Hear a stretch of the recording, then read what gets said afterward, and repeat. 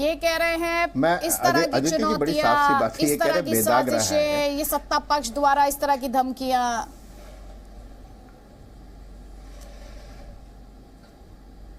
नहीं, अदिति जी बड़ी साफ सी बात है। ये कह रहे बेदाग रहा है। पहले राजनीति में, भारतीय राजनीति में मुहावरा चलता था भजनलाल हो जाना। अभी मालूम है क्या है? अभी पाटलिपुत्र को लोग पलटू पुत्र कह रहे हैं। सोशल मीडिया पे जाके देखिए आप, इनको यहाँ अंदर बैठ करके, जेडीयू के ऑफिस में बैठ करके इनको लगता नहीं है कि बिहार की जनता इनके बारे में और देश की जनता इनके बारे में क्या सोच रही है। और जो कह रहे हैं ना अकेले, आप ये बताइए 2014 के इलेक्शन में जब बीजेपी लड़ी थी तो कितनी लोकसभा के इलेक्शन जीती थी? सोशल मीडिया एक सेकंड पहले भैया बात सुनिए, पहले मैं पूरी बात कह लूं फिर जवाब देना। मैं पहले पूरी बात कह लूं फिर जवाब देना, आराम से देना, तसल्ली से देना। 2 साल है अभी आपके पास। अरे 2024 तक 2 साल है ना, आप जवाब देते रहना। सवाल आप पर ठोके जाते रहेंगे, जवाब आप देते रहना। 2 साल है आपके पास 2 साल है। मैं आपको एक बात कह रहा हूं, 2014 में बीजेपी किसके साथ लड़ी थी, कितने जीती थी? नीतीश तो साथ नहीं थे, लालू भी साथ में नहीं थे। कितने लोकसभा जीती थी? कितनी लोकसभा सीट जीती थी?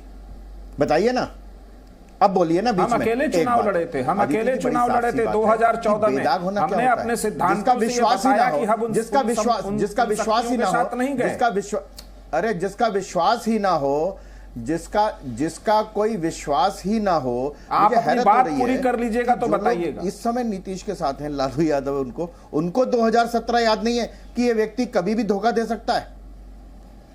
जैसे अर्थ फिल्म आई थी, उसमें वो कहते हैं आपकी बात उस कागज पे साइन कराना चाहती हूँ जिस कागज का कोई अर्थ नहीं है, उस आदमी का साथ लेना चाहते हो जिसका साथ का कोई मतलब नहीं है। वो कभी भी धोखा दे सकता है, कभी भी अलग हो सकता है अपनी महत्वाकांक्षा को पूरी करने के लिए।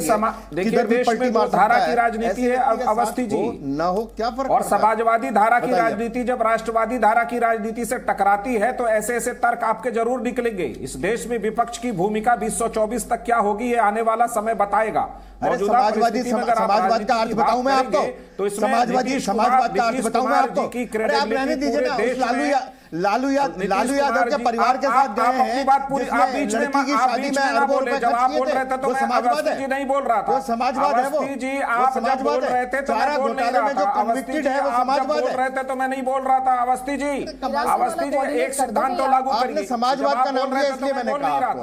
नहीं, आप कहिए जो आप जब बोल रहे थे तो मैं बोल नहीं रहा था। समाजवादी धारा वो है जो समाज के आखिरी हाशिए के विकास के लिए हमेशा रहता है और तत्पर रहता है।